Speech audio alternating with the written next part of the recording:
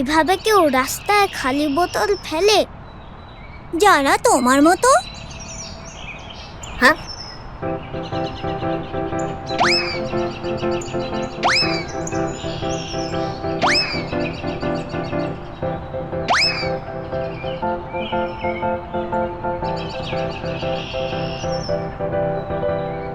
সত্যি আমার এমন পচা কাজে অনেক দুর্ঘটনাও হতে পারতো।